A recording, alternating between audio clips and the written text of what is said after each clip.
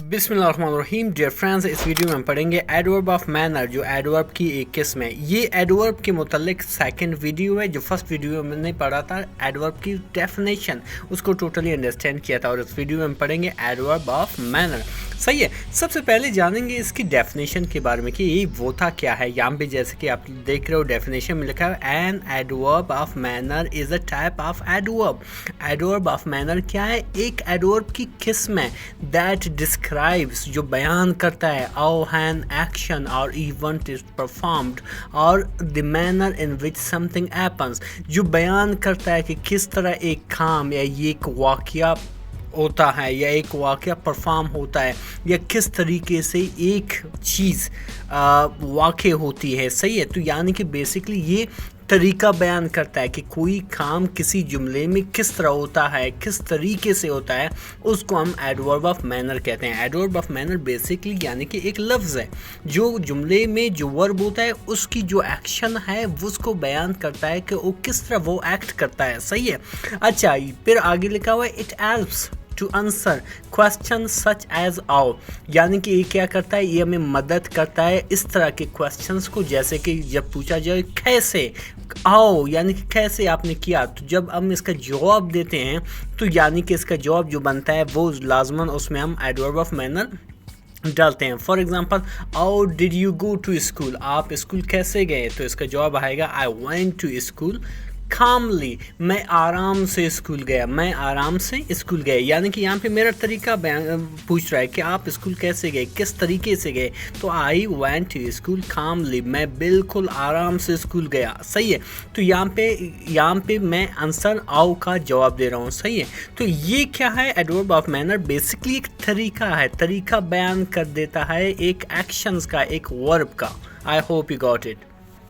चलिए अब इसको एग्जाम्पल के ज़रिए सीखेंगे। सही है। फॉर एग्जाम्पल पहली जो एग्जाम्पल है वो है ई वॉक्स, वो चलता है, वो चलता है। वो किस तरह चलता है ये हमें मालूम नहीं। अगर हम यहाँ पे स्लोली को दूर करें, जो एक एडवर्ब ऑफ मैनर इसको दूर करें, तो हमें पता नहीं चलता है कि वो किस तरह चलता है। हम कहते हैं ई वॉक्स, वो चलता है, लेकिन हम जब एक कहेंगे आओ ई वॉक्स, वो किस तरह चलता है, बेसिकली यहाँ पे आओ का इस्तेमाल, यानी कि हम उसका तरीका पूछ रहे हैं वो किस तरह चलता है, तो हम यहाँ पे एडवर्ब ऑफ मैनर लगाएंगे ई वॉक्स स्लोली, वो आहिस्ता आहिस्ता से चलता है। सो यहाँ पे जो आहिस्ता आहिस्ता या स्लोली का जो हमने ऐड किया, तो ये बेसिकली एडवर्ब ऑफ मैनर है। उसका तरीका बता रहा है कि वो क्या, वो जो वर्ब इस्तेमाल हुआ है, जो एक्शन कर रहा है, वो किस तरह से कर रहा है। I hope you got it. In the second example वो कह रहा है कि शी सिंग्स, वो गाती हैं, लेकिन अगर हम यहाँ पे एडवर्ब ऑफ मैनर को लाउडली को दूर करें तो हमें पता नहीं चलेगा कि वो किस तरह से गाती है, वो किस तरीके से गाती है। जब हम एडवर्ब ऑफ मैनर लाउडली को ऐड करेंगे तो हमें पता चलेगा कि वो किस तरह से गाती है। शी सिंग्स लाउडली, वो बहुत ज़ोर से गाती हैं। सो बहुत ज़ोर से या लाउडली जो है एक एडवर्ब ऑफ मैनर है, उसका तरीका हमें बता रहा है कि वो किस तरह गाती है। जो थर्ड एग्जांपल है शी डांस्ड, उन्होंने नाचा, लेकिन हमें ये मालूम नहीं उन्होंने ख़राब तरीके से नाचा, अच्छे तरीके से नाचा। वो एक्सपर्ट थे, वो एक्सपर्ट नहीं थे डांसिंग में, तो बेसिकली हम उसका तरीका नहीं बता रहे हैं। सही है। लेकिन जब हम एडवर्ब ऑफ मैनर इस जुमले में डालेंगे तो हम क्या करेंगे? एक्सप्रेस करेंगे कि उन्होंने किस तरह नाच किया, उन्होंने किस तरह डांस किया। सही है। फॉर एग्जांपल हमने लिखा है द डांस ब्यूटीफुली, उन्होंने खूबसूरती से नाचा। तो इस तरह से एडवर्ब ऑफ मैनर ऐड करता है किसी वर्ब के मीनिंग में, या उसका तरीका है बता देता है कि उन्होंने किस तरह जो फेल है, जो काम में वो किया। I hope you got it. चलिए अब देखते हैं कि किस तरह एडवर्ब की फॉर्मेशन होती है, यानी कि एडवर्ब बनाया जाता है एडजेक्टिव से। सही है। सिंपल इसकी जो फर्स्ट तरीका है, जो फर्स्ट मेथड है, वो है if the adjective ends with the consonant simply add ly to form the adverb. यानी कि कह रहा है कि अगर एडजेक्टिव के आखिर में एक कॉन्सोनेंट हो तो उसमें सिर्फ आपको ly लगाकर एडवर्ब बना सकते हो। मिसाल के तौर पर यहाँ पे कुछ मिसालें दी हुई हैं, एग्जाम्पल दी गई हैं, आप उनको देख कर ये अंडरस्टैंड कर सकोगे कि किस तरह एक एडजेक्टिव से एडवर्ब बनाएंगे। जैसे कि फर्स्ट है क्विक, क्विक जो है उसके लास्ट में एक कंसोनेंट है, हमने एल ई लगाया, ये क्विकली बन गया। इसी तरह स्लो जो डब्ल्यू पे एंड होता है, जो एक कंसोनेंट है, ये स्लो ली हो गया। लाउड एंड लाउडली, ठीक है, ये इसका सिंपल तरीका है।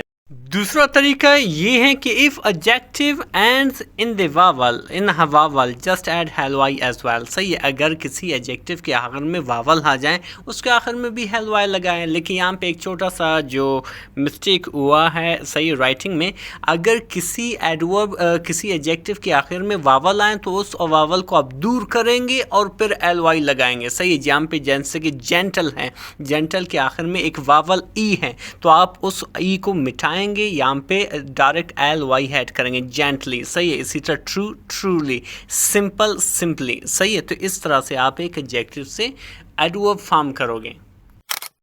जो थर्ड मेथड है जिससे आप क्या करोगे एक एडजेक्टिव से एडवर्ब बनाओगे वो है कि अगर किसी एडजेक्टिव के आखिर में वाही हो और वाई से पहले एक कंसोनेंट हो। क्या? अगर आखिर में किसी एडजेक्टिव के आखिर में वाही और उससे पहले एक कंसोनेंट हो तो हम क्या करेंगे, उस वाई को ख़त्म करेंगे और उसके बदले में आई एल वाई लगाएंगे। सही है, जैसे कि हैप्पी, हैप्पी यहाँ पे देख रहे हो जिसके आखिर में क्या है, वाई है और वाई से पहले पी जो एक कंसोनेंट है, तो हम इस वाई को ख़त्म करेंगे, उसके बदले में आई एल वाई लगाए, हैप्पीली। इसी तरह ईजी है, इसको हम ईजीली लगाएंगे। ठीक है। और जो चौथा तरीका है किसी एडजेक्टिव से एडवर्ब बनाने का वो सिंपल है कि अगर किसी एडजेक्टिव के आखिर में एल ई आ जाए तो हम क्या करेंगे, उस ई को मिटाएंगे, ख़त्म करेंगे और उसके बदले में एक वाई लगाएंगे। जब वाई लगाएंगे तो ये क्या बनेगा, फिर एक एडवर्ब बनेगा। सही, फॉर एग्जांपल टेरेबल, टेरेबल यहाँ पे एग्जांपल में दिया गया है, टेरेबल के आखिर में एल ई है तो हम ई को ख़त्म करेंगे, यहाँ पे वाई लगेंगे तो ये टेरेबली बनेगा। सही, इसी तरह नोबल जो एक जिसके आखिर में एल ही है तो हम ई को मिटाएंगे और उसके बदले में ऐड किसको करेंगे, वाई को, तो ये नोबली बनेगा। सही है, ये था कि किस तरह एडजेक्टिव से एडवर्ब बना लें। लेकिन कुछ ऐसे रूल्स भी हैं जो इन रूल्स को फॉलो नहीं करते, उनको हम एक्सेप्शंस ऑफ द रूल कहते हैं। सही है। अच्छा, अगर ये वीडियो आपके लिए बेनिफिशियल था तो मुझे ज़रूर सब्सक्राइब करें ताकि मुझे सपोर्ट हो सके और मैं इसी तरह के मज़ीद वीडियो ला सकूँ। Thank you.